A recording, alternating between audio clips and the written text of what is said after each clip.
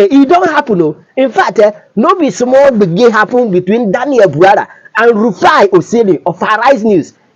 But relax, let me gist you. Now, Daniel Bwala went for an interview in Arise News television. Immediately, he enters Arise News studio. 2 seconds, bay! Rufai Oseni begin drop the question, bomber to bomber. In fact, when Daniel Bwala want to dodge the question from this side, Rufai will block him, say Nehigaba, say Lai, go ahead and answer this question. In fact, no be small wahala, but let me allow you to listen to what happened at the studio. And as you are listening, be clicking on that share button and also subscribe in case if you have never done so for more update. And after that, I'll be back.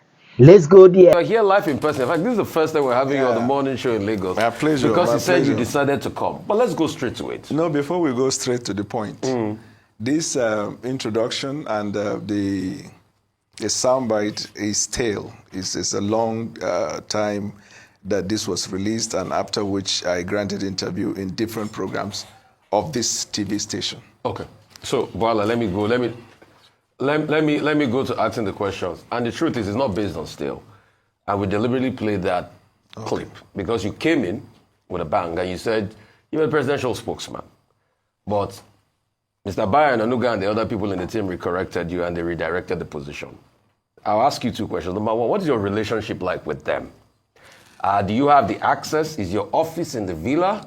Do you have that level of full access? Do you still have that access with President Tinubu?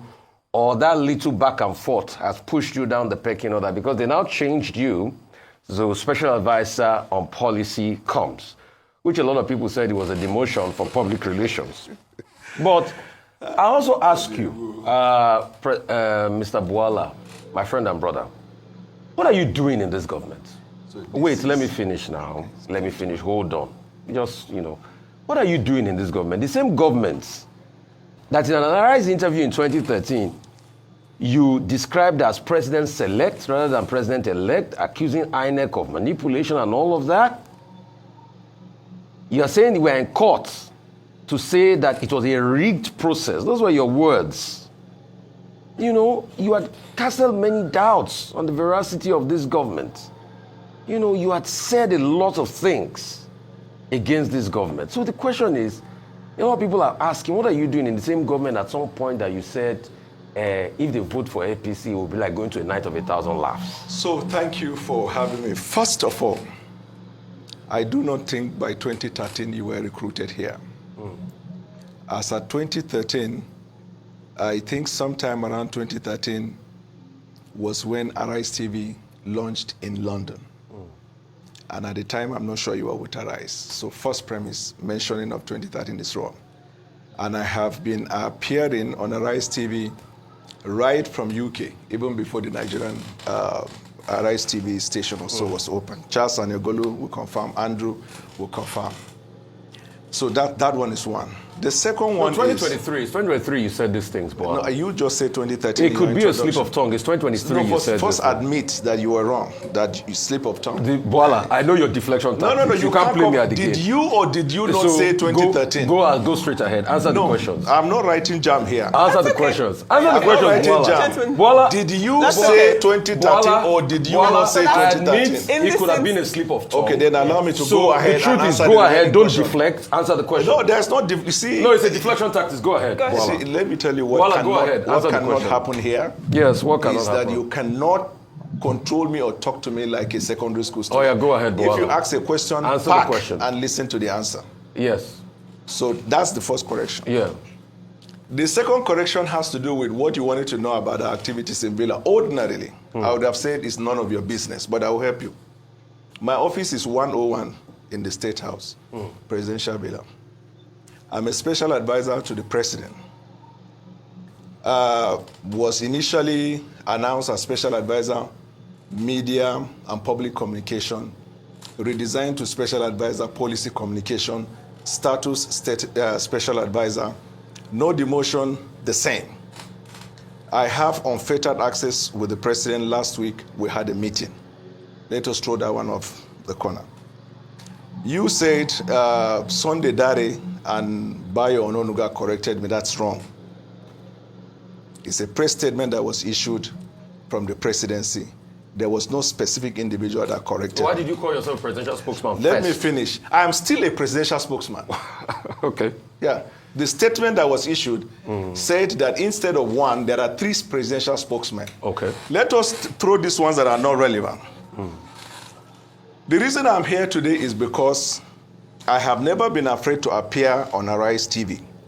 I have been a friend of this TV station, and like I said when I began, I appear on Arise in London and here.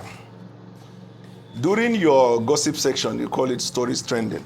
No. It's not gossip. Yeah. It's public opinion. You call it, I have opinion, the same way you people express your opinion, I'm expressing mine. But it's not gossip. The gentle lady here, Ayo, insinuated by what she said, let him come here, as if I am running away from coming to this station. It is for that singular reason. I tweeted, I said, that is innuendo. Fix a date and time, I'll be here, and I will come to the Lagos studio to answer your question. Very good. True to So time. we So cleared that one. answer the second question I asked you. What is the second The question? same government you said all those things about. Yes. That Tinubu didn't win this, then all Yes. of that. That Yes. processes were shambolic. You were speaking for Atiku. Everything. Yes. You admit you said those things against this government. Why are you still serving in this same government? good. The government you call the night of 1,000 laughs if they get elected. Why are you serving in? Are you part of the joke? So if you ask the question, you wait for me to answer. Go ahead, Bwala. Good.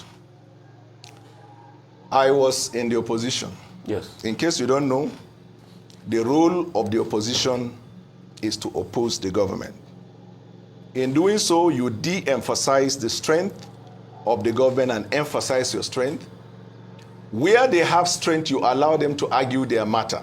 They rest their case on their strength and not on the weakness of the opposition. When I made a decision on the 10th of January, and after I visited the president, from that day till date, I speak well of the president and I support his activities. Now you ask, I spoke. Can I have water to drink, please? Sure. Yeah, please get him water. You said I spoke against You said a lot him. of things. You yes, delegitimized him. You said you know it was not a legitimate government. All the things you said. Do you still stand by them, or you had a change of heart? they are irrelevant. They are irrelevant. So They are the question is, you are not a man of convictions. Because if you said those things out of your convictions, then so your convictions change. So here, every day, wiki, and at the end of the day, you people sat and nominated him as the best minister. The same So wiki you are called not Jackson 5. a station of conviction. Anyway, it's not. Can I have All right, water to drink, please? Yes, what is on the way, It's not sir? Arise Can I that come nominated him. It is Okay. this day All that right. nominated him. All right, This let me- day, can I- Secondly, they are all part Can of I the you same are come in? company. saying you don't have convictions. Can That's I what you're come in? saying. Can You I don't come have in? conviction, wiki, and then you Mr. came Bwala, together and Mr. made it. Bwala, Okay. Mr. Bwala, thank you for honoring our invitation. Like you posted on your X that we should give a date and time and you'll be here, and you honor that you're here. So let's examine some of the things that you said, right? And I say this because beyond conviction, you almost seem like a prophet. Beyond just touting the APC as, you know, a party or is a party that's a joke, you also examine the manifesto and analyze the policies of the president. So if we're talking about that now, that he's in government for close to 2 years, we'd see that some of the predictions you made were actually quite accurate. One of the things you said was that you will discover that every promise put in there, It's on its way. all right, unless it can show that there is a plan to create production, everything is about borrowing. And they might end up borrowing your intestine, your kidney, and every part of your being. That's what you said. Now, this administration, since coming in, has indeed borrowed to the extent that Nigerians have started to raise concern around our debt burden. In fact, our debt to GDP ratio is at a record high. What do you have to say about this? Do you still agree? Do you still agree that there are better ways to address, our current economic situation, e.g., production, driving production, rather than borrowing, as you predicted before this administration came into power? So I criticized the administration because I was in the opposition. When I made the decision to support the president, I decided to pay attention to his policy, like you talked about the manifesto, and to further do research. Yeah.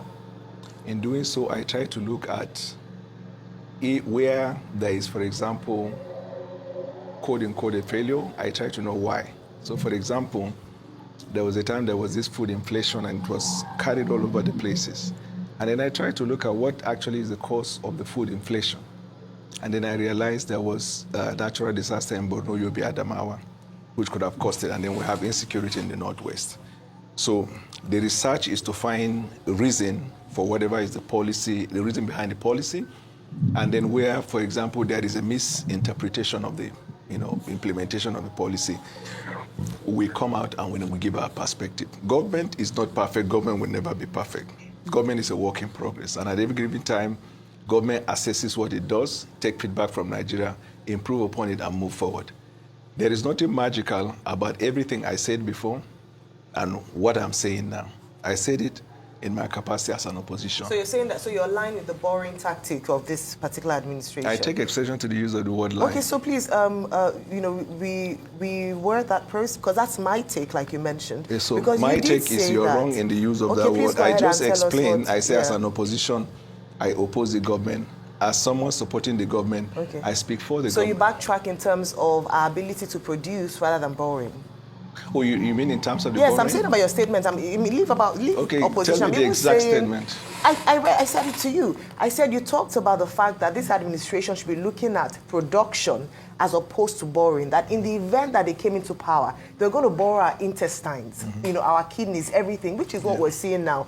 Have they borrowed their intestine? Well, I mean, you were saying it as you say what we're saying. You were saying it as it was hyperbole. You were using it as your words. I really want us to get something out of the interview. So it's not just about you said, I said, or I didn't mean that. Just in terms of your analysis of the current boring structure of this administration, is it productive? Should we be focusing more on production? Are there ways that we can be a production nation as opposed to a consumption nation so that we're able to reduce borrowing? We've had a number of analysts come here to talk about how we can finance our debts in more creative and intelligent ways that's sustainable. So that's all I want you to speak on. Yeah.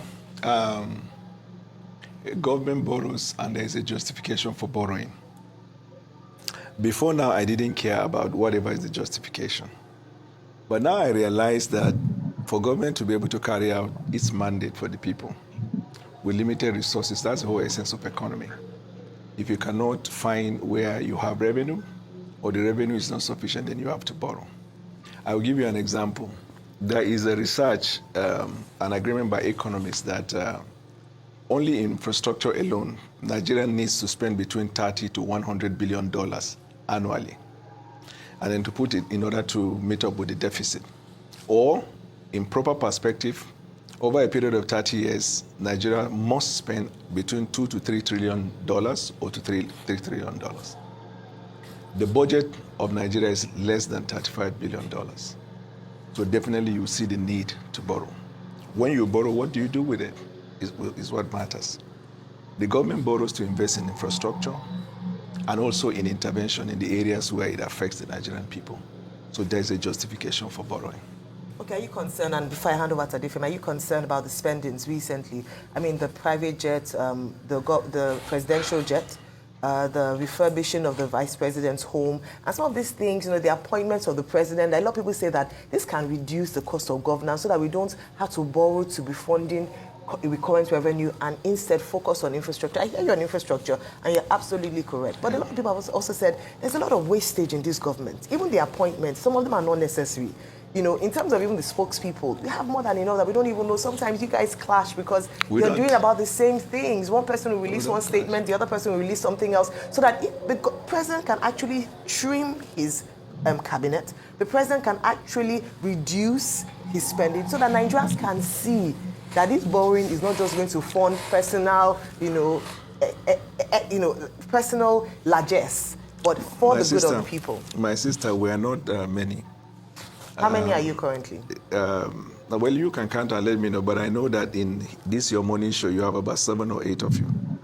Why not one? Like Charles This is not a government establishment. It doesn't have to. No, you are talking about effectiveness in the field. Taxpayers' money. No, I'm just giving you an example. Charles and Egolu does that alone, but you have about 7 or 8. That's a loan format. That's a morning. This is and you also want to know that show has shorter hours and this is a longer. So let's not even talk about television format. And just that's answer the even question. taxpayers' money. That's I just wanted to another thing ask entirely, you please. with regards to the spending. And once you do that, then Adefemi would ask her, because my question is around spending, borrowing. It's really important. Okay. So just after you ask this, you respond to this question. We'll take a short break to enable you, to take care of yourself, and then we'll come back. But please, this question with regards to borrowing, spending, how the government has spent money so far, the size of the cabinet, the purchase of the presidential jet, the refurbishing of the VP's As for the homes. purchase of the presidential jet, it is justifiable because if the president, as the chief marketer of the country, will have to travel around the world, he will need to be in a better jet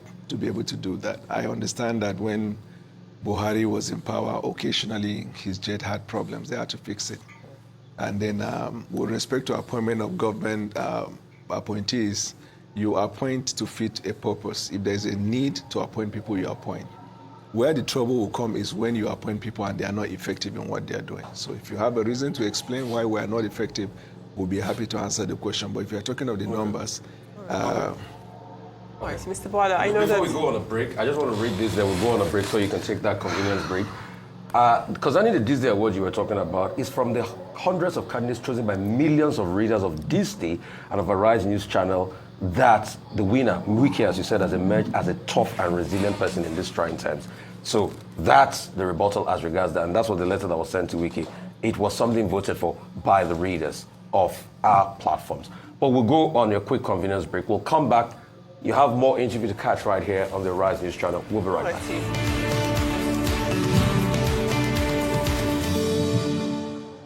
Good morning, you're welcome back. It's still the morning show here on Arise News, and we still have our very special guest with us, the Special Advisor to the President on Media and Public Communication, Mr. Daniel Bwala.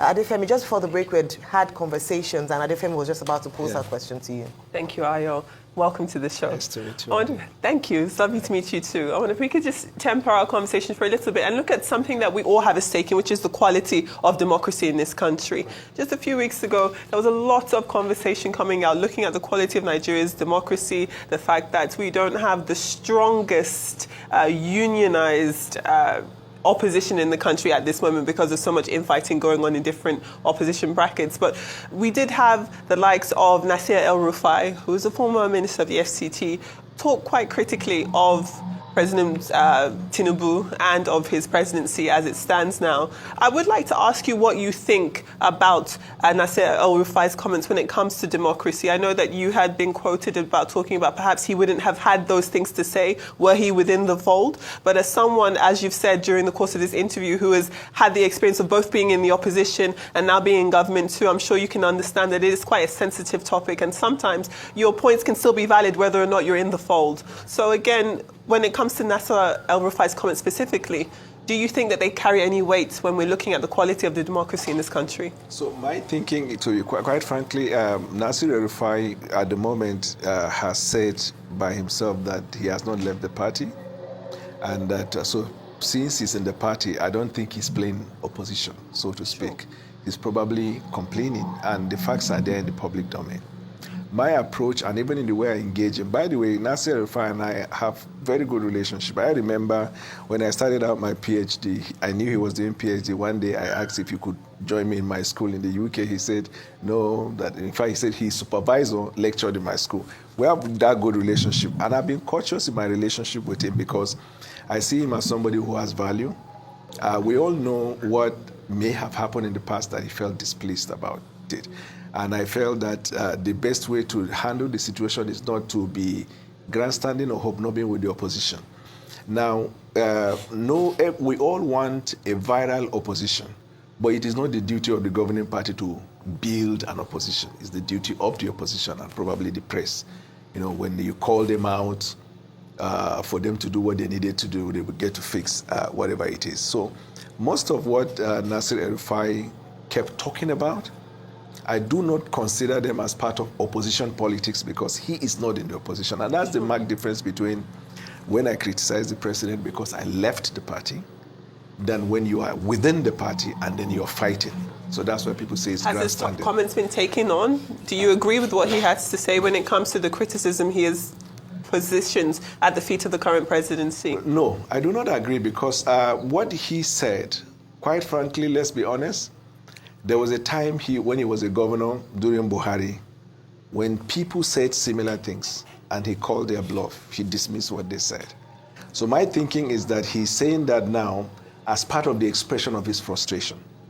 And because he's a stakeholder and somebody that I consider more valuable, my approach is see the president, have a sit down with him, raise issues, and deal with it with the president. Okay, you've always said that, but let's just correct some things you said. You said the president needs a presidential jet, that's why he's buying. But he's buying an A330 Airbus. Do you know how big that plane is and the consumption is like for a presidential jet for a country that is going to take loans? That's an overspend. That's number one. Secondly, how can you justify the economic policies when there's been a lot of inflation, 34.1%? Right. For over a year, the CBN has been tightening. We've had recourse to nothing. Even the monies we're borrowing, we're not seeing it. Do you know what your own health minister said recently, Pate? Out of over, 200 billion earmarked for capital projects in the healthcare sector, only 20 billion, about 23 billion was released. There's a big budget underperformance. Your Senate president did say budget performance was 50%. That's an appalling number for all the loans we are taking. So how can you justify the economic policies when the economy is not looking good? We can't even, perform effectively the budgets and Nigeria's industry.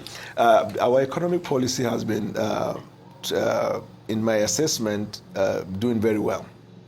Because where we were before President took the oath of office and where we are today, from the economic standpoint, I think economists said that it is safe to assume that Nigeria is not to be dealt with the feeling that it is going into disintegration because the fundamentals of the economy are put in place. What are the fundamentals?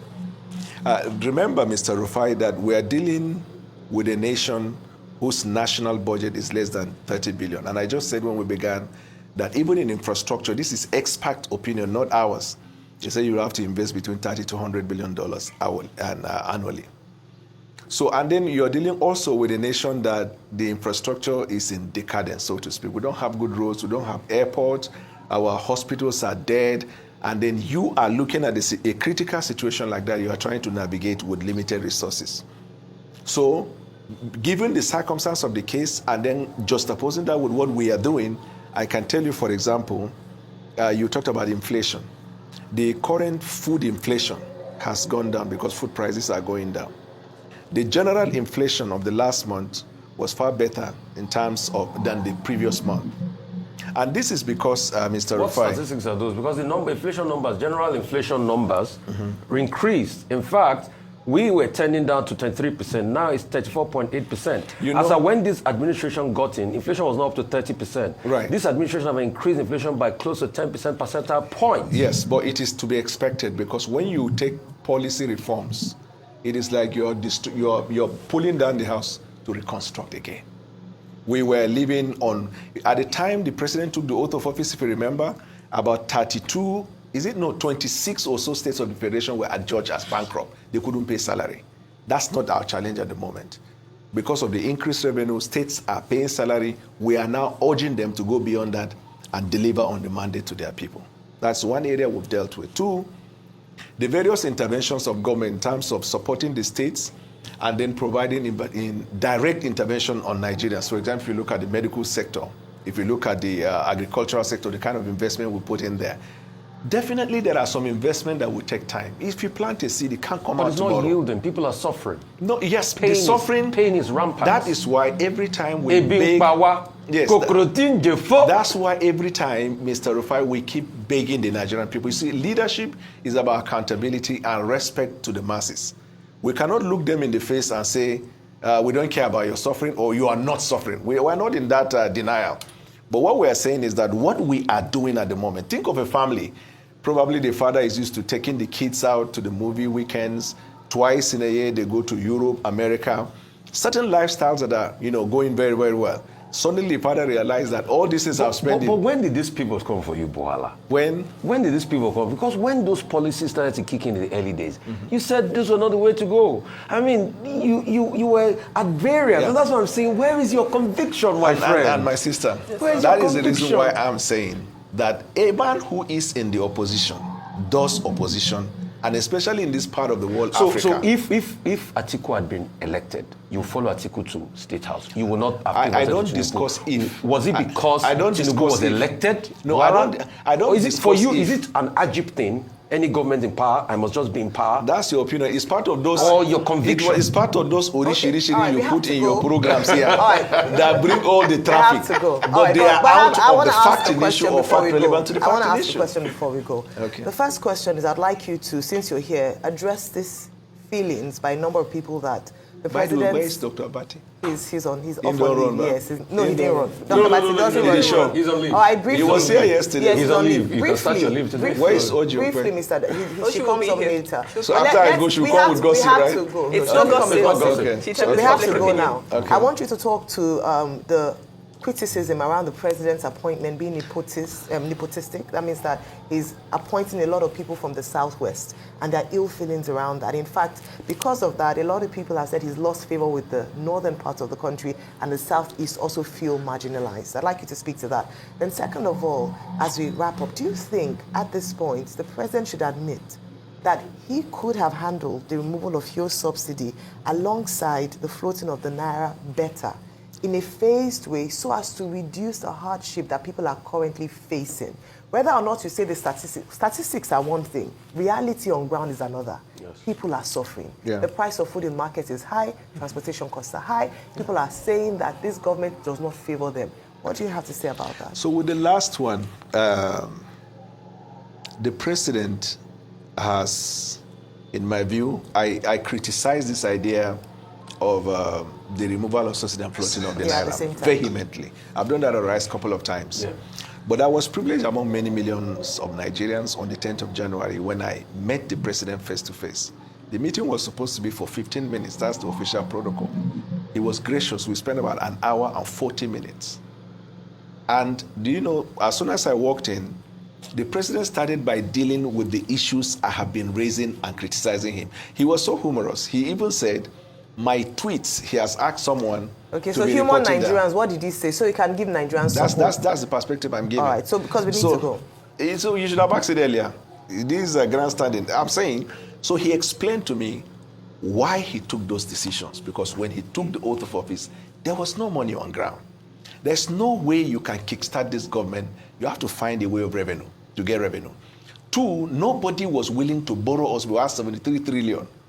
So you have to put in policies that will convince investors and those that will borrow you money that you are serious. And to be able to do that, the immediate thing that was supposed to be done are these fundamentals of the economy that he felt he needed to reshape. And he said he knew that that decision will hurt the masses.